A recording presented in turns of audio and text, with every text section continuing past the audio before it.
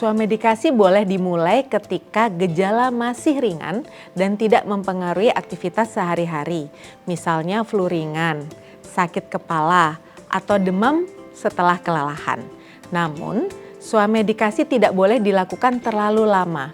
Jika sudah melakukan suamedikasi tapi gejala tidak membaik setelah 2-3 hari atau justru semakin memberat, maka saat itu kita harus berhenti melakukan suamedikasi dan segera pergi ke fasilitas kesehatan. Jika muncul tanda bahaya seperti sesak nafas, nyeri dada, muntah terus-menerus, buang air besar berdarah, demam tinggi, atau penurunan kesadaran, jangan tunda untuk segera mencari pertolongan medis. Suamedikasi hanya langkah pertolongan pertama yang bersifat sementara. Antibiotik tidak boleh digunakan tanpa resep dokter karena sangat berbahaya jika salah penggunaan. Minum antibiotik tanpa indikasi yang jelas dapat menyebabkan resistensi antibiotik, yaitu kondisi ketika bakteri menjadi kebal terhadap obat sehingga penyakit menjadi sulit untuk disembuhkan. Selain itu, gejala yang mirip belum tentu penyebabnya sama, sehingga mengikuti saran obat orang lain sangat berisiko. Yang cocok untuk orang lain belum tentu aman untuk kita. Antibiotik juga bisa menyebabkan alergi, gangguan organ hati atau ginjal, bahkan syok anafilaksis pada kasus tertentu.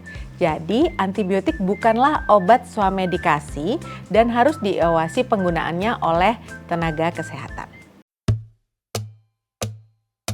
Sebelum minum obat apapun, kita wajib membaca label kemasan dengan teliti. Ada 5 hal utama yang harus diperhatikan. Pertama, indikasi atau kegunaan obatnya.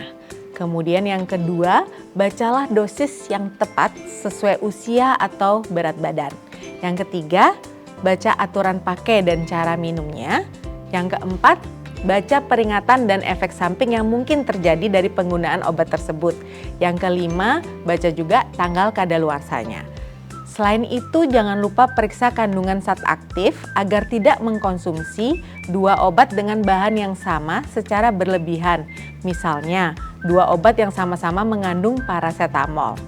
Perhatikan juga peringatan khusus seperti larangan penggunaan pada anak tertentu, ibu hamil, penderita MAH, atau orang dengan penyakit tertentu.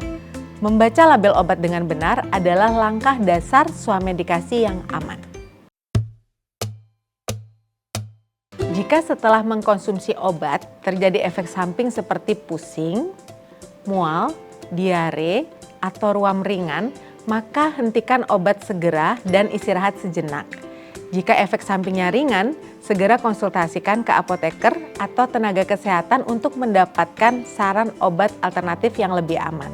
Namun, jika muncul reaksi berat seperti sesak nafas, bengkak di wajah atau bibir, kulit melepuh, muntah darah, atau penurunan kesadaran, itu adalah tanda dari darurat medis, sehingga perlu segera dibawa ke rumah sakit. Jangan menunggu efek samping hilang sendiri karena bisa berbahaya. Yang paling penting, jangan menyalahkan obat terlebih dahulu sebelum mengevaluasi cara penggunaannya, apakah sudah sesuai dengan dosis dan aturan pakai atau belum.